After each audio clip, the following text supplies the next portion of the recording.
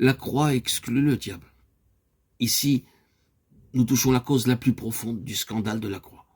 Car le monde et la chair ne sont que les instruments et les armes par lesquels la grande hiérarchie de Satan maintient son emprise et son existence en tant que force dominatrice. En arrivant à la croix, Christ dit « Maintenant, le chef de ce monde sera jeté dehors » Jean 2,31. Alors que Paul méditait sur la signification profonde de la croix, il dit que par elle, Christ, ayant dépouillé les principautés et les autorités, il les a produites en public, triomphant d'elles en la croix. Colossiens 2,15. Il est donc alors parfaitement normal que la grande hiérarchie du mal recherche par tous les moyens et utilise toutes les ressources afin de rendre la croix inefficace.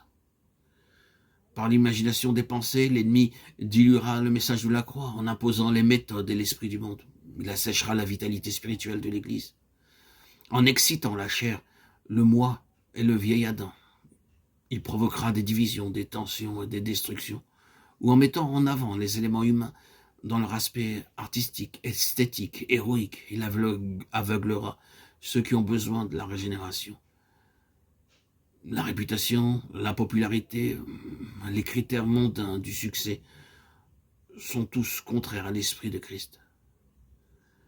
Mais ils sont les instruments que l'ennemi utilise afin de confondre les pensées de beaucoup, parfois même celles des serviteurs du Seigneur. Ainsi, si la croix est annoncée selon la pleine victoire qui est la sienne sur le monde, la chair et le diable, nous devons nous attendre à ce que les forces intelligentes du mal fassent tout ce qui est en leur pouvoir pour mettre un terme à cette proclamation, tout en provoquant toute cause de scandale qui puisse être imputée à la croix.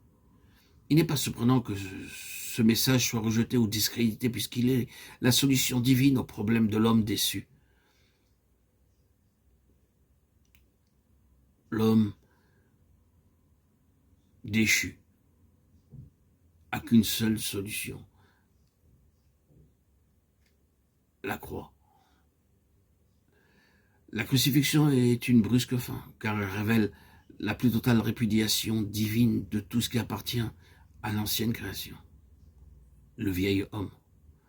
Néanmoins, pour le croyant, la croix telle qu'elle est présentée dans l'Évangile est la puissance de Dieu pour le salut. N'oublions pas que le propos de Dieu, l'expérience de la victoire et de l'association en vie avec celui qui est assis sur le trône dans la gloire sont nôtres, aussi longtemps que nous sommes un avec la réalité de la croix, telle qu'elle est présentée dans la parole de Dieu. Peut-être cela est-il résumé au mieux dans ce passage. Eux l'ont vaincu à cause du sang de l'agneau et à cause de la parole de leur témoignage. Et ils n'ont pas aimé leur vie, même jusqu'à la mort. Apocalypse 12, 11.